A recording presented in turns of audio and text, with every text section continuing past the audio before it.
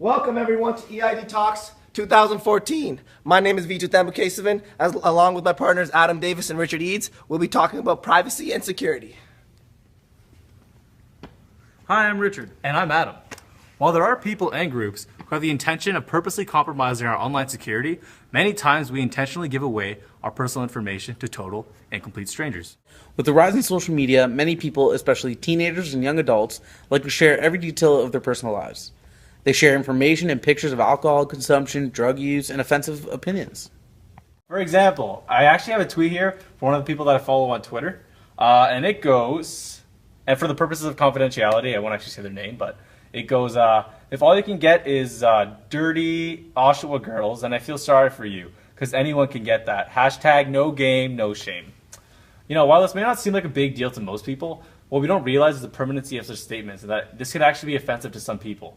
Statements like this can actually compromise future employment aspects and avenues of employment.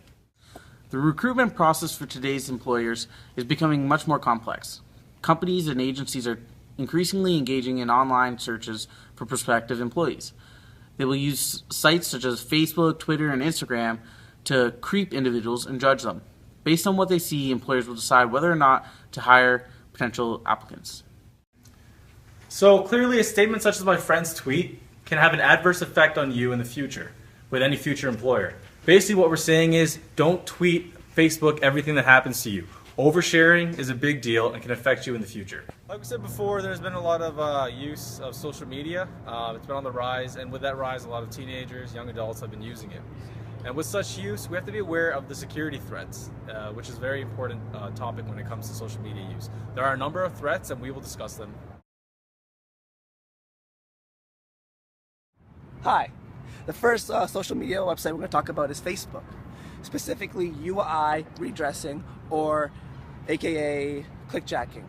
We've all experienced this. We've seen enticing titles for something, for a link, for a video, for a picture, and we click on it, and what ends up happening is it ends up being a malicious website. It ends up taking up your computer and posting the link or video or picture, whatever it is, and putting it on your Facebook without your permission. This ends up being a very huge security problem. The next social media website I'm going to talk about is Twitter, and specifically shortened URL. We've all experienced this. 140 characters is not good enough to express your feelings. What we do is, when we add links, we shorten the link so everyone can see their link. But this becomes a problem because hackers and spammers also use this tactic to shorten their links. You're not going to be able to see what their link is, and you're going to click on it, and it's going to lead you to a virus. It's happened to me personally, and it sucks. Your Twitter gets taken over, and you send tweets and personal messages to people, and it's a big inconvenience to solve. The next website we'll be talking about is LinkedIn. A common problem that we face with LinkedIn is something called spear phishing through data mining. So basically what people do, hackers will go through a process called data mining. This is essentially, they'll basically target one particular company, okay, and gather all their information about employees within that company. The next step is they take that information and then they will pretend to be that person, to be particular people within that organization. So they will pretend to be these individuals, pose as them, try to gather information, messaging other people, and basically targeting that company. Oh, hey there. I didn't see you. Now that we've discussed the security threats, let's talk about possible solutions to safeguard yourself in the future. One safeguard has to do with passwords. Avoid using personal information, names, or phone numbers. These things are easy for hackers to crack. Use something called a passphrase. Figure out a phrase, for example, this EID talk has been quite entertaining and profoundly informative. You would use each letter of each word as your password.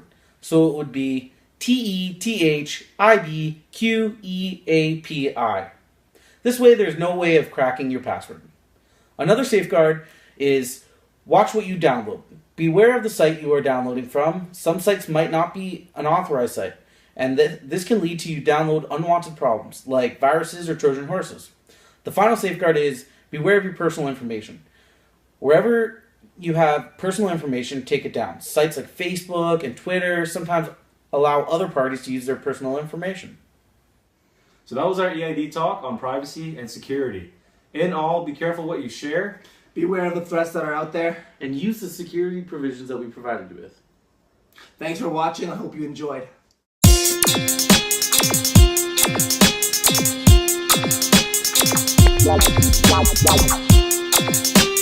Wow.